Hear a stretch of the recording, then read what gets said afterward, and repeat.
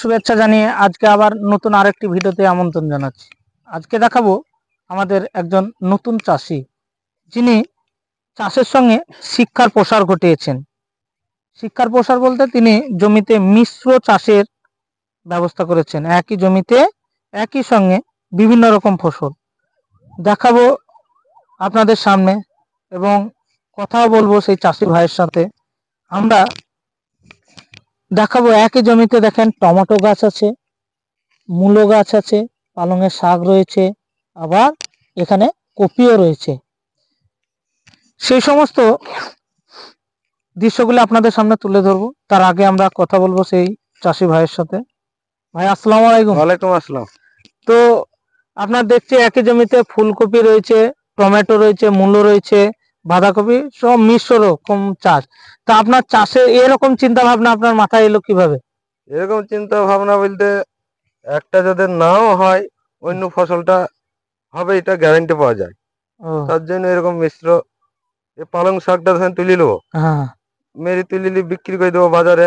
এবারে কপি গুলা হয়ে যাবে, কপি হয়ে যাবে, তারপরে টমেটো গুলা হবে ফাল্গুন চৈত্র মাসে।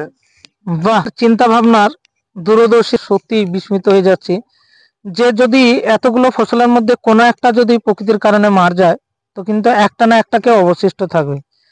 যে এখন পালংয়ের শাকটা এখন বাজারজাত করা হবে, বেচা হবে, তাই না?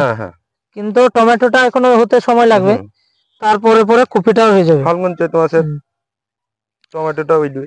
বাহ, তো এরকম চিন্তা ভাবনা আপনার কৃষিতে প্রয়োগ করার ফলে কৃষিতে লাভ হয় বলে মনে হচ্ছে? হ্যাঁ, লাভ হয়। লাভ হয়, লাভ হয়। সার বিষের কিরকম দাম বলে এখন মনে হচ্ছে আপনার? সার বিষের দাম একটু দাম বাড়াতে ওইটা একটু সমস্যা হয়েছে, তাও এমনি কপিতে এখন ভালো পয়সা হয়েছে।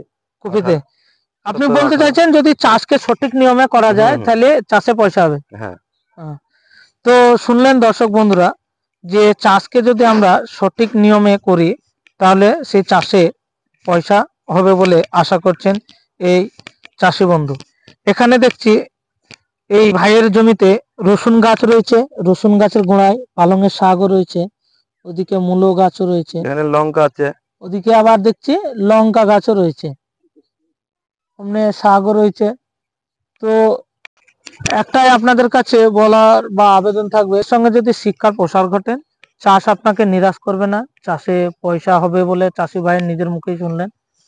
সকলকে অনুরোধ থাকবে চাষের সঙ্গে শিক্ষার প্রসার ঘটান, চাষকে নতুন মাত্রা দান করুন।